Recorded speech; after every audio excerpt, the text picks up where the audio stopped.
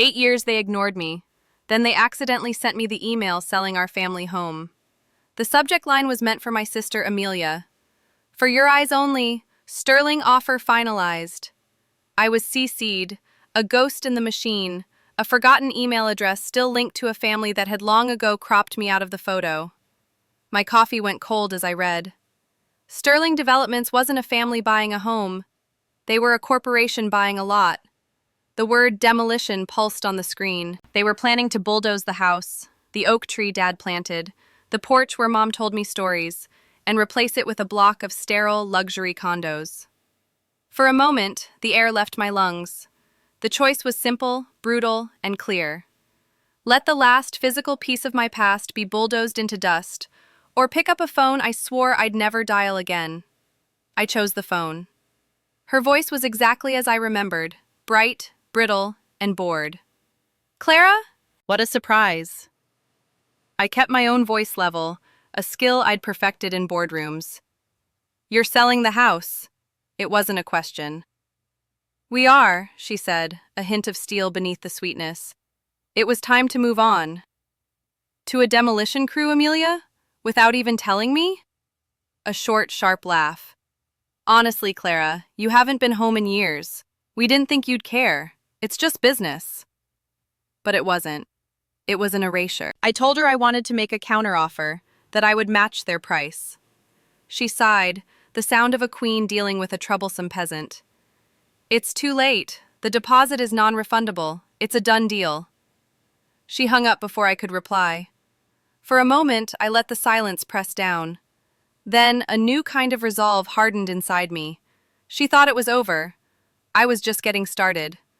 My first move was to call the realtor listed in the email. His voice was smooth and practiced, coated in a layer of professional sympathy that didn't reach his words. Ms. Vance, I understand your position, but your sister is the sole executor of the estate. A non-refundable deposit has been accepted from Sterling Developments. Legally, our hands are tied. Every door I pushed led to a steel wall. I spent the next 48 hours in a frantic spiral, diving into property law websites until my eyes burned. I called other lawyers who told me the same thing. Without being on the deed or in the will as an executor, I was a bystander. My rage slowly cooled into a familiar, chilling despair. They had done it again, so easily. They had made me powerless. The emotional defeat was absolute. I was sitting on the floor of my silent apartment, the city lights glittering coldly outside my window, when the email notification chimed. It was from Amelia's lawyer. Attached was a formal notice of the impending sale, a cold legality addressed to me as a party of potential interest. It was a final, dismissive piece of paperwork designed to shut me up for good. But it was the deadline at the bottom that stopped my breath. I had exactly 72 hours to raise any formal legal objections. It wasn't an opportunity, it was a taunt, a countdown clock to my final irrelevance. That deadline, meant to crush me, instead gave me a target. I tore through the old box of my father's papers I kept in storage, the one thing I'd taken from the house years ago. I wasn't looking for anything specific, just a loose thread, a forgotten detail. And then I found it.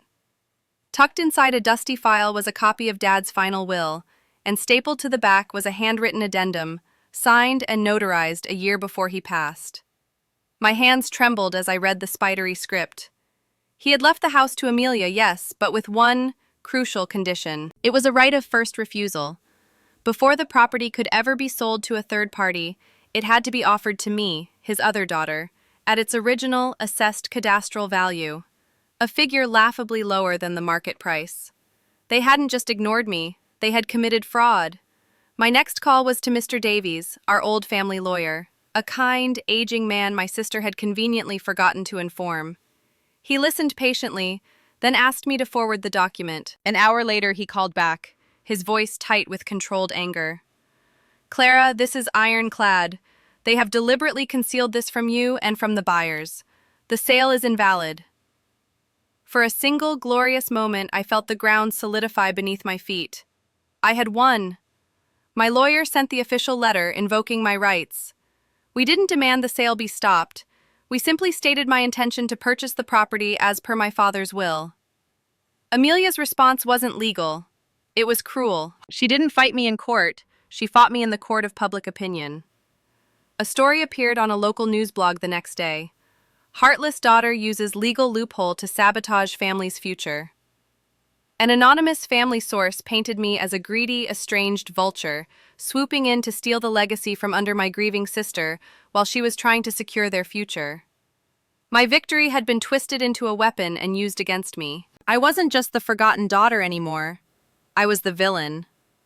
Reading the venomous comments online, I felt a strange and sudden clarity. Amelia's power was never legal. It was social. She controlled the story, and in every version of her story, I was the problem. That was the moment I realized I wasn't fighting for the house anymore. I was fighting for the truth. I didn't issue a rebuttal. I didn't post a defense.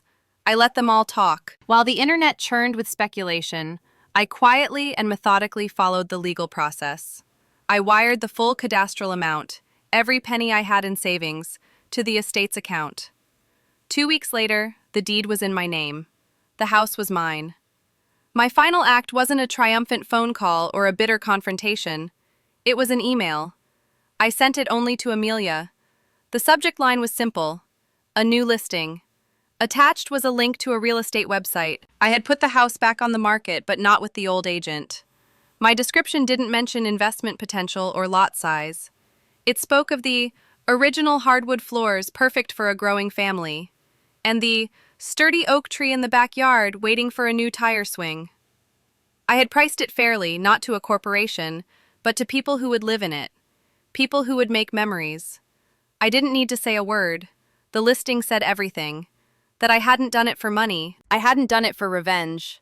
I had done it to protect a memory she had been willing to bulldoze for profit. They had started this with a careless email. I was ending it with a deliberate one. The house was quiet, waiting for a new family. And for the first time in 8 years, so was I.